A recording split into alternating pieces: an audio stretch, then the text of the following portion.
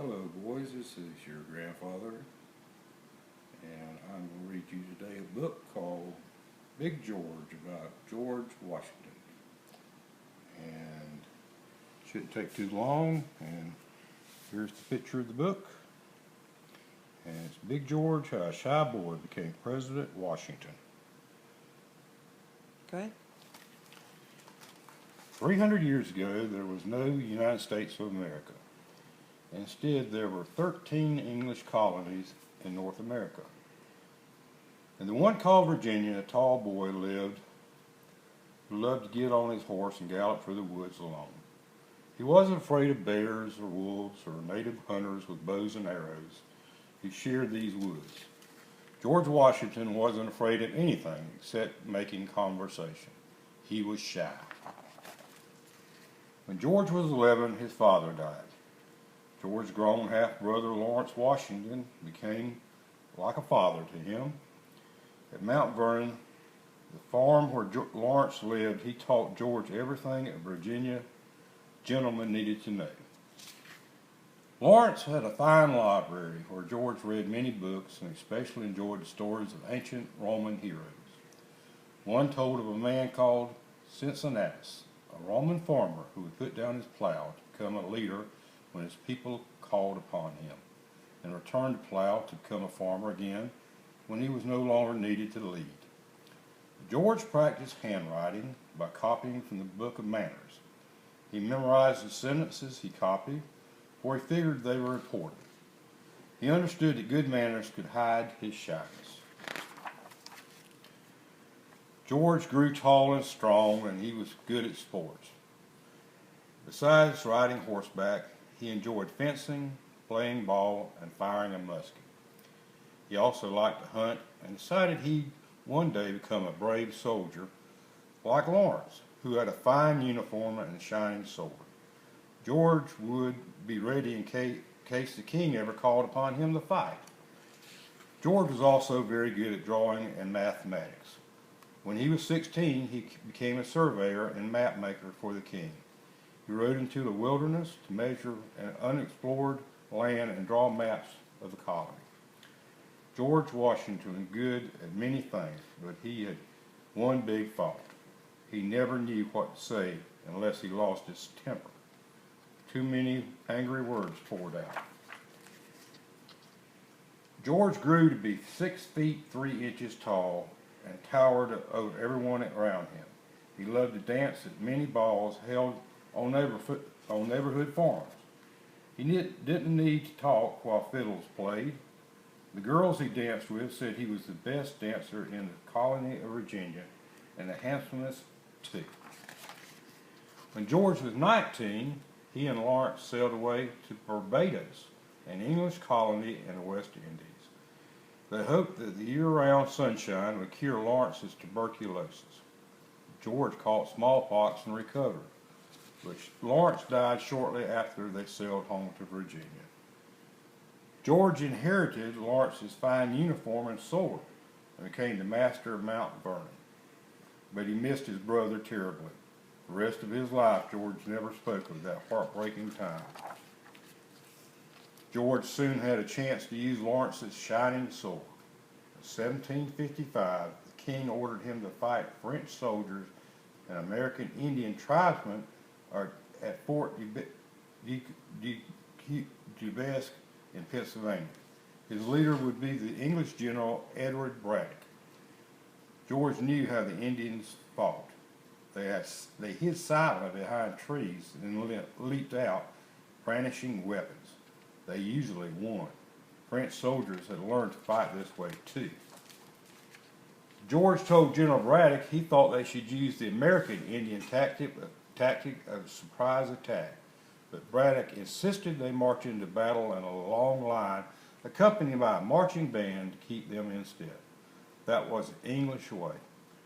George lost his temper. He argued with Braddock, but had to give in. Young George Washington knew he had to obey his general. That was the rule of war. The king's army lugged heavy wagons of fine food and silver tableware through the dense forest. A band marched with them, playing stirring battle songs. The silent, hidden enemies listened to the fights and drums approaching, then leaped out from behind the trees and attacked. Most of the king's soldiers, including General Braddock, were killed that day. Those who survived spoke of the brave young giant who fought with them. His hat had been shot through and bullet holes had punctured his coat. He had 2 horses shot from under him, but General Washington was never wounded. He didn't forget the terrible lessons of battle, now called Braddock's defeat. He saw the real war wasn't the funny one that fencing with Lawrence had been. It was tragic and bloody. George went home to Mount Vernon with his mind made up to be a farmer for the rest of his life. He married Martha Curtis, a young widow with 2 children. He found farming fascinating, loving the land and what he could make it produce. And each day he galloped off on his horse and alone in the wilderness, to be alone in the wilderness. Peace was better than war. But war came again to America. By 1775, the colonists had enough of many unfair laws the King of England had imposed on them. In Lexington, Massachusetts, fighting broke out between some colonists and the King's soldiers. The colonists won. The King was angry that his soldiers had been defeated by a bunch of shopkeepers, schoolboys, and farmers. He sent more soldiers to put down this rebellion. The colonists knew they would go on fighting, and they needed a leader. They asked George Washington to lead them. George had always been a loyal subject to the king, so it was painful to say yes. Yet he saw how the king was denying the colonists in America rights they were entitled to as Englishmen. Like Cincinnatus, the Roman farmer in the story he'd read as a boy, George knew his duty. It was to help his people fight against injustice. So George picked up his sword and rode off to Philadelphia, where the Second Continental Congress was meeting. Farmer Washington became General Washington. This time he wouldn't be fighting for the King of England, but against him. He'd be leading an army of men and boys who'd never been soldiers. On July the 4th, 1776, the Declaration of Independence was signed and read to the people. As inspiring as Thomas Jefferson's words were, George Washington knew he needed more than words to rouse the spirits of his men. Many were so sure they couldn't win, they were deserting the army and going home. George had to make his soldiers believe in him and in themselves. He needed a military victory. On Christmas Day in 1776, George Washington and 2,400 soldiers were camped in Philadelphia's side of the Delaware River. Across the river on the New Jersey side, Hessian professional soldiers from Germany, hired by the king, celebrated with good food and wine. Late that night, while the Hessians slept, full of their feast, American soldiers silently followed George Washington on 2 boats. Through swirling waters filled with dangerous chunks of ice, they crossed the mighty Delaware. They surprised the Hessians and won the battle that followed. From then on, the English never knew when or where George Washington would attack. They called him an old fox because of his secrecy and shyness. Luck was with him. In the midst of battle, he was a perfect target, towering over everyone around him, but he was never wounded, just as it had been during Braddock's defeat. When smallpox broke out in the crowded camps, George didn't catch it, for he had been immune by the attack of the disease in Barbados. But his soldiers didn't know about his immunity. They said God must be looking out for him. Then George Washington had been divinely chosen to lead them. More and more came to fight with him. Yet, as bravely as American colonial soldiers fought against the well-trained and well-equipped English army, victory that would bring an end to the fighting eluded them. In the winter of 1777, George Washington and his army camped at Valley Forge, Pennsylvania. Fighting had stopped. Snow lay deep in the ground. The soldiers were out of food, clothes, ammunition, and blankets. Those standing sentry left bloody footprints in the snow, for many had no shoes. Others were sick and dying, while many, still well enough, made their way home without permission. Now a seasoned leader, George Washington learned to hold his temper.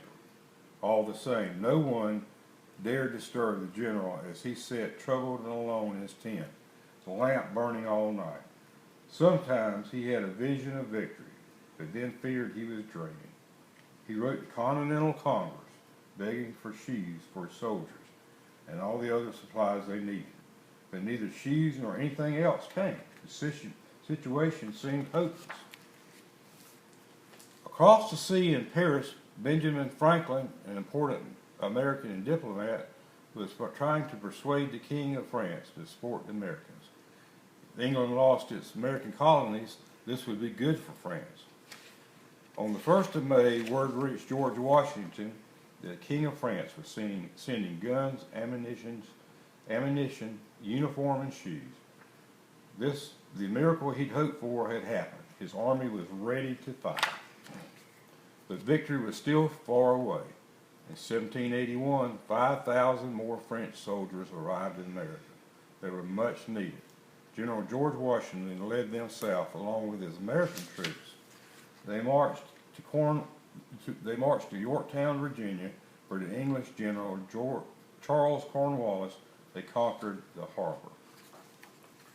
As soon as they reached Yorktown, George Washington picked up a shovel and started to dig. Generals usually let others do the hard labor, but George was different. His soldiers and officers joined him and continued digging for the night. By dawn, a deep trench ringed the walls outside the harbor town. It was also common for generals to stand safely on the sidelines and give orders. Not George. He picked up a musket and fired his first shot on where he stood. The attack on Yorktown harbor had begun.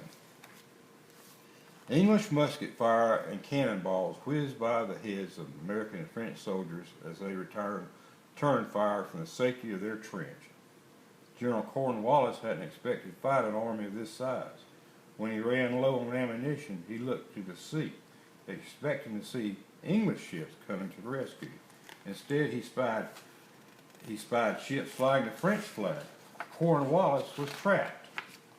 From the fort, the English waved the white handkerchief.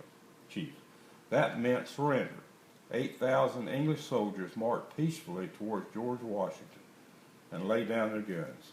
Their band marched behind them, playing a battle tune called "The World Turned Upside Down," for it was. The world as they knew it was changed forever. The long war was over, and America won its independence. George Washington rode to New York, where the new independent nation was making plans for peace. Many people believed the man who had led them to victory should be king, but George didn't want to wear a crown. He didn't believe the new nation should be a monarchy either. Like Cincinnatus, all he wanted was to return to his farm and family at Mount Vernon. So he laid down his sword and said farewell to his officers and men. But he couldn't remain a farmer. In 1789, George Washington was unanimously elected the first president of the United States of America. He didn't want the job, but he understood that to accept it was his duty. By then, Americans were fighting among themselves. He knew without a leader, everything he and his soldiers had fought for could be lost. As it happens, President George Washington didn't let that happen. He proved to be a good leader in peace as in war, and his leadership shaped the nation America was to become. The end. Okay, boys, I hope you got something out of that. That was all about George Washington, the first president of the United States. And Grandpa loves you.